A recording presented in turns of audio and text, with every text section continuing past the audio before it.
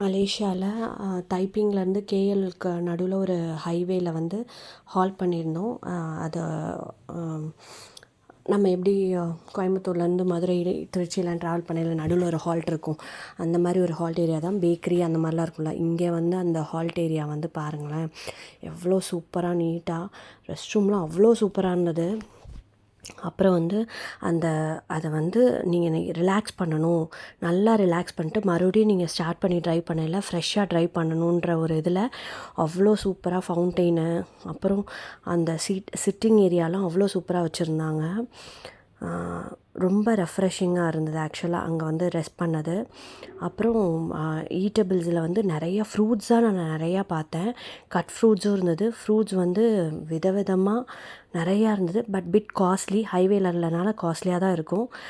But then ரொம்ப நல்லா இருந்தது. ஃப்ரூட்ஸ் எல்லாம் ஃப்ரெஷ்ஷாக இருந்தது. அதோட ரேட்ஸ் எல்லாம் போட்டிருக்கேன். அப்புறம் மிஷினில் வந்து ஸ்டார்பக்ஸோடதும் இருந்தது. அதில் நிறையா காஃபி ஃப்ளேவர்ஸு, மில்க் ஷேக்ஸ் என்னென்னமோ வச்சுருந்தாங்க. அப்புறம் அது பக்கத்துலேயே ட்ரிங்க்ஸு, வாட்டர் பாட்டில் தான் 2.5 வெள்ளிங்க, சின்ன பாட்டிலே. அப்புறம் வந்து காஃபி இருந்தது.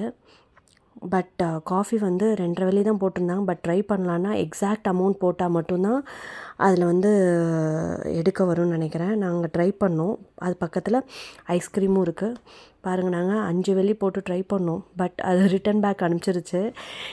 அது என்ன ஃபால்ட்டுன்னு தெரியல, இல்லை நாங்கள் தப்பாக பண்ணோமான்னு தெரில. அப்புறம் காயா ஃபேமஸானது, மலேசியாவில் நிறைய பேர்த்துக்கு பிடிக்கும். ப்ரெட்டில் ஜாம் மாதிரி அப்ளை பண்ணி தருவாங்க, எல்லோ கலர் ஜாம் மாதிரி, அதுவும் இருந்தது. நாங்கள் அதான் எடுத்துக்கிட்டோம்.